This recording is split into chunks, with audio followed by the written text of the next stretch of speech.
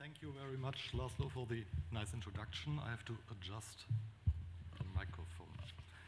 Okay, dear friends and colleagues, ladies and gentlemen, I feel very pleased and honored being invited to be one of the speakers in ACTA's first copyright session. And I'm very happy to announce again that ACTA Council has just decided to establish a copyright committee and that I will be in charge to serve as its first chair. I'm really looking forward to set up the committee team within the next weeks and to start working by defining the first projects at the autumn meeting in Lisbon. Hopefully, our presentations in today's copyright session will be a good motivation for all ACTA members being interested in copyright matters to join this new committee. So from this short advertising break, back to the topic of my own presentation.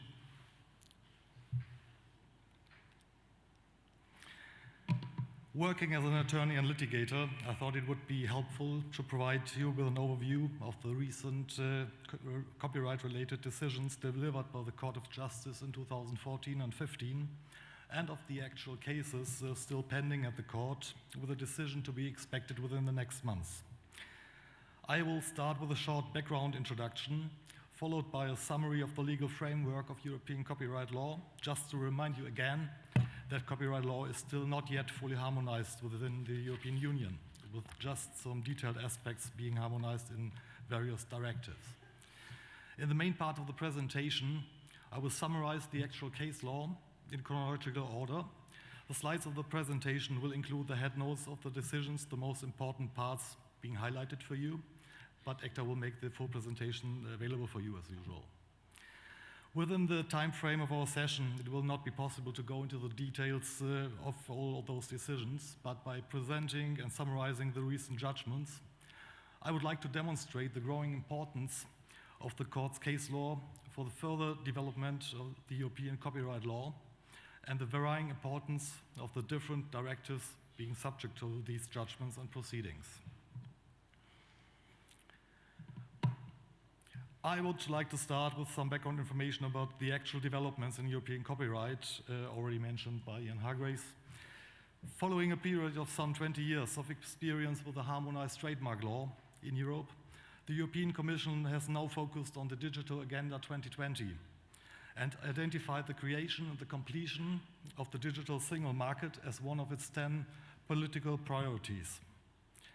According to the Commission's actual strategy paper issued on 6th of May in 2015, reference cited on the slide, Europe needs modernized copyright rules and a more harmonized copyright regime, which provides incentive to create and invest while allowing transmission and consumption of content across borders, building on Europe's rich cultural diversity, cited from the paper.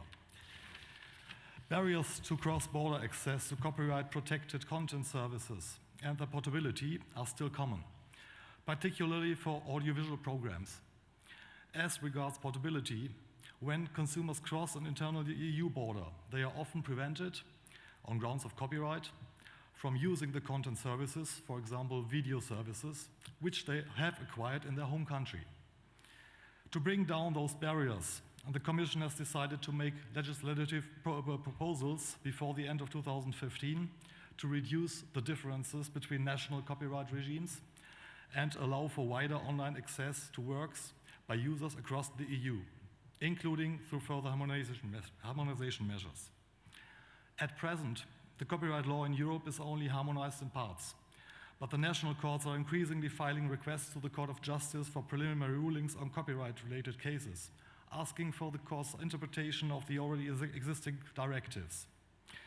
Those Court of Justice decisions can be considered as guidelines for the further development of the European copyright law on Europe's way from the partial harmonization to the European digital single market. And the court's decisions will most probably affect the Commission's legislative proposals in regard to the creation and completion of the digital single market. Therefore, I think it's worth to observe the growing number of the Court of Justice decisions on copyright-related matters very carefully. I would like to remind you of the fact that, opposite to trademark law, the European copyright has not yet been fully harmonized. The actual slide of the presentation just summarizes the European Commission's directives related to copyright and neighboring rights and their short form keywords. As a result of the following case law summary, we will see that the different directives are not represented equally in the actual proceedings, but that there's a clear focus on the various aspects of the Directive 2001/29 on the harmonization of certain aspects of copyright and related rights in the information society. This directive, better known as InfoSoc Directive. To start with the recent decisions, the first case, Public Relations Consultant Association against newspaper licensing. Consequently, this first judgment of my presentation delivered by the court refers to Article 5 of the InfoSoc Directive. In this case, also well known as the Meltwater case, the court ruled that the temporary on-screen copies and the cached copies made by an end user as part of the technological progress in the course of viewing a website may be made without the authorization of the copyright holders. In short, browsing websites does not need a license. Next case, so the University of Darmstadt in Germany against Eugen Ulmer, it's a publisher. The second judgment also deals with the interpretation of Article 5 of the InfoSoc Directive. The court ruled that the member states are not precluded from granting to public libraries the ancillary right to digitize the works contained in their collections within the legal framework of the exceptions and limitations according to Article 5, Paragraph 3n of the directive, and to make the digital version available on terminals installed in the library. But at the same time, the court ruled as well that the same Article 5, Paragraph 3n does not extend to acts such as printing out the works on paper or their storage on a USB stick. But such use may be authorized with regard to Article 5, Paragraph 2a or b of the directive. The next slide is the Bestwater case brought from the German Federal Court. Not really surprising, this next judgment of the presentation again refers to the InfoSoc Directive, but this time Article 3 of the directive is the subject of the decision. This is a quite interesting decision which really helped to define the frontiers between legal use and illegal use of works in the internet. The court ruled that framing a video which had already been made available to the public via the internet on another website shall not be deemed as a communication to the public, because the method of framing does not address a new public and does not use a technical method of communication which is different from the original way of communication. The next case, it's art on all posters. I know that the audience is very curious to learn about the other copyright-related directives, but again, all this judgment of the presentation deals with this InfoSoc Directive, this time Article 4.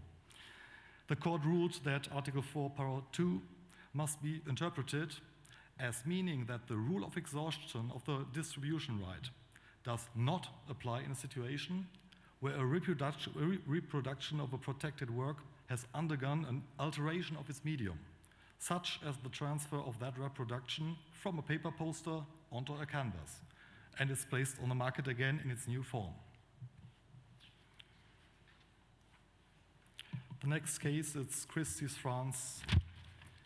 And now, ladies and gentlemen, I'm very proud to present the first judgment in my presentation, which refers to a different directive, namely the Directive 2001/84 on the resale right for the benefit of the author of an original work of art. You may already know that this directive shall ensure that the creator of a protected work of art shall be entitled to a share of price whenever the work is sold again. That's resale right. The court has ruled that as long as the author will receive his share of the profit deriving from the sale of the work, from the resale of his work, it does not matter which person will pay the share in accordance with an agreement made between the persons involved in the sale. Consequently, the parties of the sales agreement are free to agree on the person who has to pay the resale royalty, no matter whether this is the seller, the buyer, or the involved art-marked professional. Next case, Nokia against Copydan, Bandcopy, brought up in Denmark. Now getting back to square one, the next judgment of the court was again delivered with regard to the InfoSoc directive. From the outstanding extent of that court's head notes, we can see what happens when the referring national court is keen to learn about many details of the case. The Court of Justice will, of course, deliver many and detailed answers, which may help to solve the actual and very special case, but which may be less helpful for the development of general guidelines to a further harmonization of European copyright. Without getting into the details of the case, I would just like to point out that this decision is part of a growing series of decisions made and to be made by the Court of Justice with regard to the right for copies made for private use and the fair compensation payable to the author to compensate for this limitation of the reproduction right or the right of communication to the public. You will see from the slide it's a really long decision. These fair compensations for private copy use are usually charged by the local copyright collection societies, and these claims are very often the basis for a long-term lawsuit because the companies being responsible for the payments of the fair compensation are mostly worldwide players in the high-tech industry, such as Nokia, Hewlett-Packard, and others. This issue will continue to occupy the courts for a long time, as, for example, the Austrian legislation has just presented a draft for a respective system of a fair compensation payable for the right of copying protected works for private use. So the court decisions will have a substantial impact on the further development of European copyright law with regard to that area. The third slide still covers this decision. In the Copydan Nokia case, the court has ruled that a fair compensation is as well payable for multifunctional technical devices which fulfill several other functions than making copies, but that the relation between the copying functions of the device and the other functions has to be considered when calculating the amount of the levy payable as a fair compensation. Next case, Seymour, Linus Sandberg. It's not a part of your family. The next decision has a much shorter head note, but again, Article 3 of the InfoSoc directive is subject to the judgment. With regard to the exclusive right of the broadcasting organizations referred to in Article 3, Para 2d, the court has ruled that the level of protection under national copyright law of the member states may extend the level of protection as set out in the directive. This is not really surprising, but the court wanted to point out in this decision that the objective of the InfoSoc directive is not to remove or prevent differences between the national legislations of the member states, but only to harmonize copyright and related rights as far as necessary for the smooth functioning of the internal market. We will have to wait and see whether this limited harmonization of copyright in Europe will persist regarding the actual Commission's single digital market strategy. So the next case, Dimensione Direct Sales against Knoll International. It's very interesting from the point of view of a litigator. Of course, this decision deals again with the InfoSoc directive, but this time referring to Article 4. The court has ruled that the holder of an exclusive right to distribute a copyright-protected work is already allowed to prevent an offer for sale or a targeted advertisement of that work, even if this advertising activity does not yet lead to a respective sale from one member state to another. To my opinion, this is very good news to see that according to this decision, the protection of works should start at the very first moment, so that the right holder does not really have to wait for an infringement before taking legal action. So that was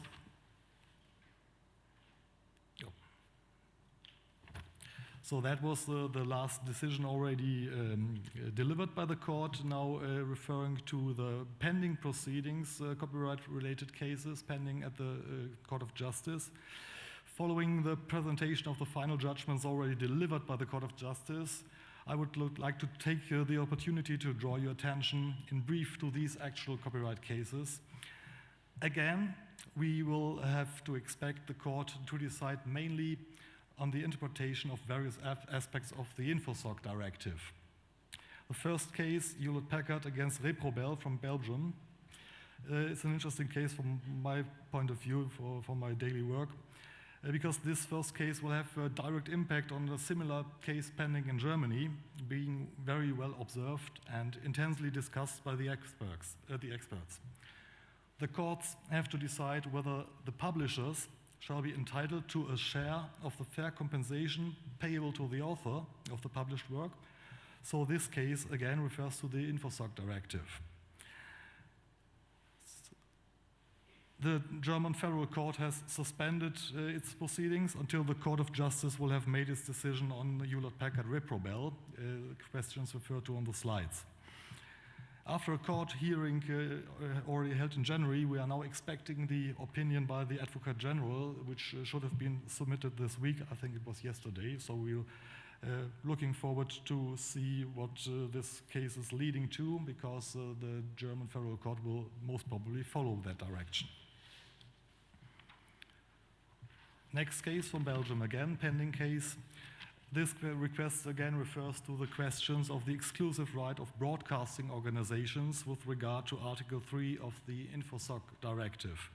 I would just like to refer to that question. Does a broadcasting organization which transmits its programs exclusively via the technique of direct injection, that is to say, a two-step process in which it transmits its program carrying signals in an encrypted form via satellite, and so on, without the signals being accessible to the public during or as a result of that transmission, if this will be a communication to the public in accordance with the InfoSoc directive.